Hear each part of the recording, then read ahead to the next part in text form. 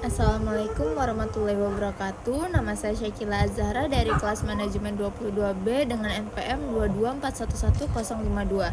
Di sini saya akan menjelaskan tentang technopreneurship value creation. Pengertian value creation atau penciptaan nilai sendiri adalah proses penciptaan nilai yang dilakukan perusahaan secara efisien untuk menghasilkan keuntungan. Value diciptakan melalui suatu kegiatan atau aktivitas, misalnya memotong pohon, kemudian menjadikannya kayu, atau kreativitas, misalnya membuat sebuah logo atau menulis karya ilmiah. Manfaat konsumen. Saat membicarakan penciptaan nilai akan melibatkan konsep tentang manfaat konsumen, yaitu semua ciri yang dinilai oleh seorang konsumen terhadap suatu produk atau jasa. Dalam ilmu ekonomi, manfaat konsumen diartikan sebagai kemauan maksimum pembeli untuk membayar suatu produk. Untuk memperjelas konsep ini, berikut ilustrasi yang menggambarkannya.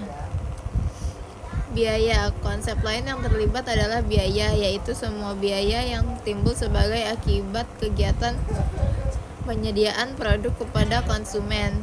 Biaya ini meliputi biaya pengembangan teknologi, bahan mentah, produksi. Maaf ya Bu, flashnya mati.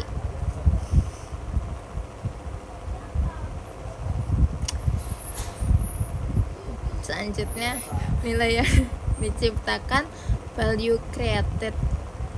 Nilai yang diciptakan atau value created adalah perbedaan antara manfaat yang diperoleh konsumen dari penggunaan barang dengan biaya yang timbul ketika memproduksi barang tersebut. Terkait value created, ada dua persyaratan yang perlu dipenuhi oleh perusahaan untuk dapat berkompetisi secara sukses di pasar, yaitu selisih antara manfaat dan biaya harus positif, nilai harus lebih tinggi daripada nilai yang diciptakan oleh pesaing. Selanjutnya ada rantai nilai Porter, memahami bagaimana sebuah perusahaan menciptakan nilai dan mencari cara untuk menambah nilai adalah elemen kritis dalam pengembangan strategi kompetitif. Hal ini berhubungan dengan konsep rantai nilai yang didefinisikan sebagai serangkaian kegiatan yang dilakukan oleh organisasi untuk menciptakan nilai bagi pelanggannya. Selanjutnya, penggunaan rantai nilai Porter untuk melalui langkah-langkah sebagai berikut.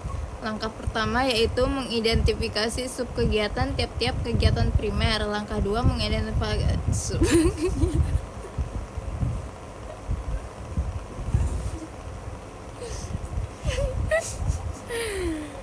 selanjutnya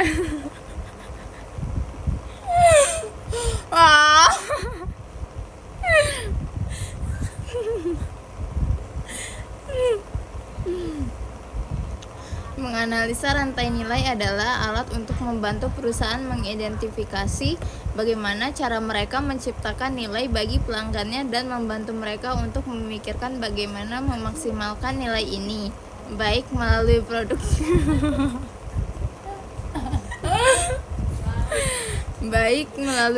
yang luar biasa.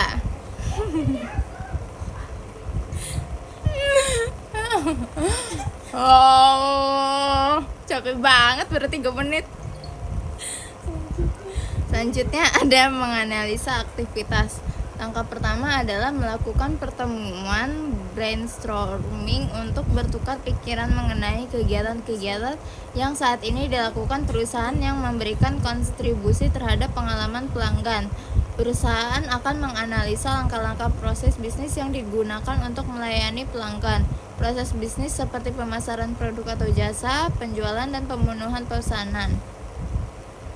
Menganalisa nilai. Pada langkah ini, setiap kegiatan yang telah teridentifikasi tadi daftarkan nilainya itu hal-hal yang dinilai oleh pelanggan dari cara kegiatan tadi dilakukan. Misalnya, proses pemesanan produk secara online, pelanggan akan menilai layanannya yang cepat dan praktis yang memberikan informasi di setiap tahap proses pemesanan, dan solusi yang tepat jika pelanggan mengalami masalah selama proses. Lalu ada mengevaluasi perubahan dan merencanakan tindakan setelah analisa nilai. Tindakan akan dilakukan. Sejumlah gagasan untuk meningkatkan nilai bagi pelanggan telah dibuat pada langkah sebelumnya. Jika gagasan-gagasan tersebut dijalankan, layanan perusahaan mungkin akan menjadi luar biasa. Terima kasih.